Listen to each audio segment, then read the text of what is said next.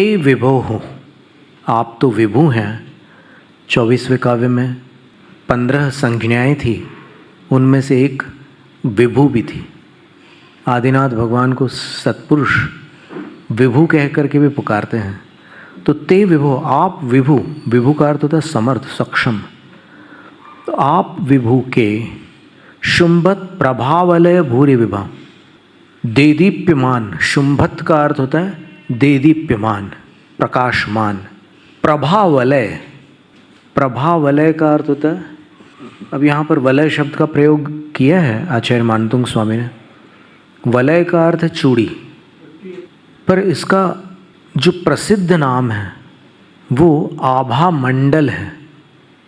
तो ते विभो हो शुंभत प्रभावलय भूरि विभा, आप विभु के देदीप्यमान प्रभावलय की अर्थात आभा मंडल की भूरि विभा, बड़ी भारी आभा, लोकत्रये द्युतिमताम द्युतिम आक्षिपन्ति, 3 लोक में प्रकाशमान पदार्थों के प्रकाश को आक्षिपन्ति, लज्जित करती है।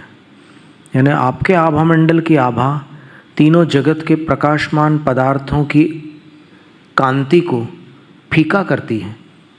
आपके आभा मंडल की आभा के समक्ष सूर्य चंद्र आदि जितने भी प्रकाशमान पदार्थ हैं वो सब फीके पड़ जाते हैं।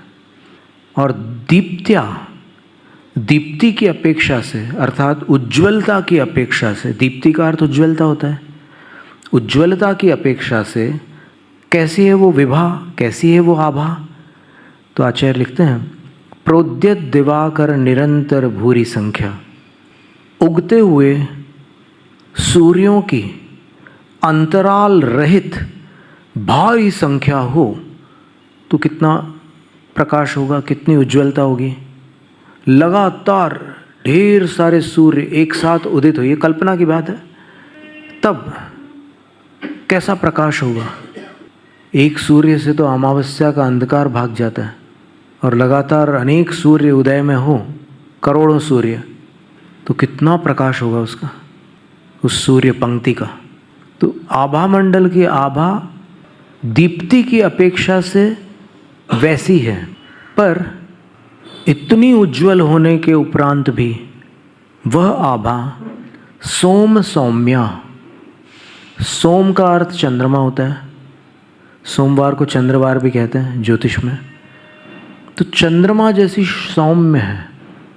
सूर्य की आभा से, सूर्य की प्रभा से आँखों को कष्ट होता है, भगवान के आभा मंडल की आभा से भव भव का कष्ट नष्ट होता है। उनके दर्शन से भव भव का कष्ट नष्ट होता है। तो सौम्य होती, मतलब देखने में आँखों में चुभन नहीं आती।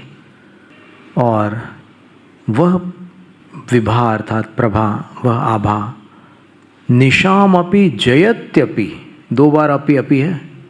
तो आचार्य कह रहे हैं कि वह रात को भी जीत लेती है, केवल जीत नहीं लेती, जीत ही लेती है।